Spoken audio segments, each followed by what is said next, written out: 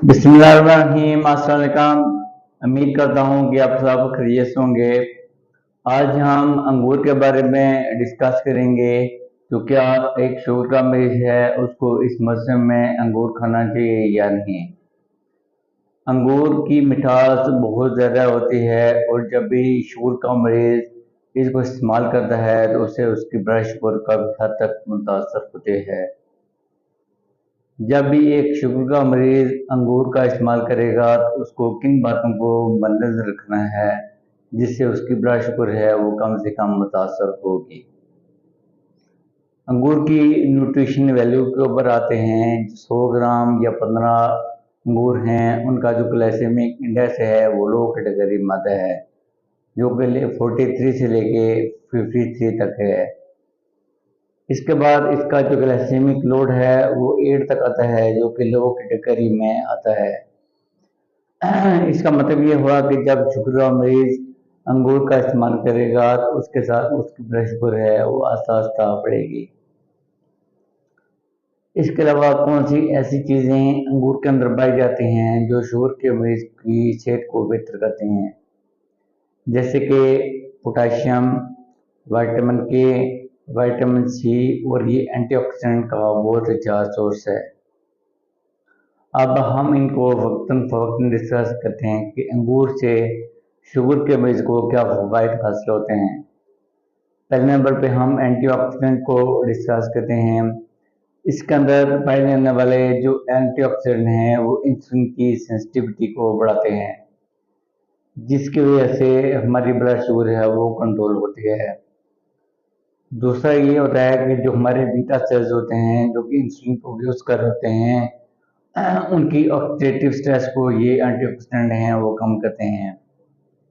इसके अलावा वो शुगर के मरीज जो कार्डियोवैस्कुलर डिजीज होने के रिस्क पे होते हैं उनके लिए भी एंटीऑक्सीडेंट हैं इसके अंदर पाए जाने वाले वो मौजूद होते हैं।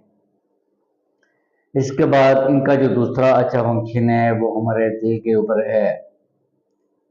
ये जो अंगूर का इस्तेमाल है इससे हमारा एलडीएल है जो कि बैड कोलेस्ट्रॉल है उसका लेवल कम होता है, और एचडीएल लेवल जो कि गुड कोलेस्ट्रॉल होता है उसके लेवल को बढ़ाते हैं, जिसकी वजह से शुगर के मरीजों को दिल का अटैक और फलज होने का रिस्क है वो कम हो जाता है। इसके अलावा इसके अंदर पाई जाने वाला जो पोटेशियम है वो शुगर के मरीजों में ब्लड प्रेशर को कंट्रोल रखने में भी मावन साबित होता है। इसके बाद अक्सर जो शुगर के मरीज हैं उनमें क्रोनिक इन्फ्लेमेशन ज़्यादा पाए जाते हैं, तो अंगूर के इस्तेमाल से उनके अंदर पाई जाने वाली जो क्रोनिक इन्फ्लेमेशन है वो काफ़ी हद तक कम होते हैं। इसके बाद ये है कि ये जो अंगूर है ये फाइबर का बहुत अच्छा सोर्स होता है। जब भी किसी का चीज़ के अंदर फाइबर ज़्यादा मकदार में पाया जाता है तो इससे उसकी ब्लड शुगर है वो कम मुतासर होती है। इसके अलावा ये भी कहा जाता है कि ये मीठे का एक सब्स्टिट्यूट है। अब यह है कि कौन सा ऐसा तरीका है जिसके साथ अगर शुगर का मरीज अंगूर का इस्तेमाल करेगा तो उसकी ब्लड शुगर कम मुतासर होगी। सबसे पहली जो ज़रूरी चीज़ है इसका पोर्शन कंट्रोल।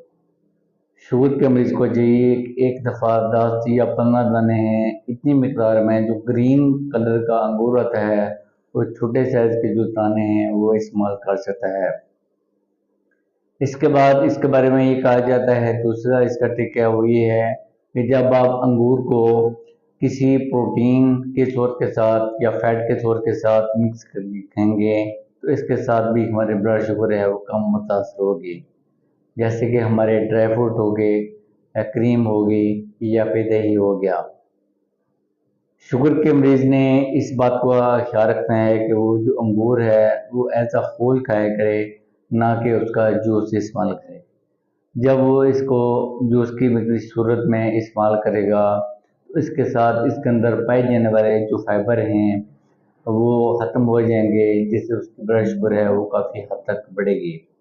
तो लिहाजा जब भी एक शुगर का मरीज अंगूर का इस्तेमाल करे तो कोशिश ये करे कि एक दफ़ा 10 या 15 दाने हैं ऐसे तजावज़ न करे, और बेहतर ये है कि अंगूर को किसी फैट के सोर्स के साथ जैसे कि हमारे ड्राई फ्रूट हैं या क्रीम है उसके साथ मिक्स करके खाए।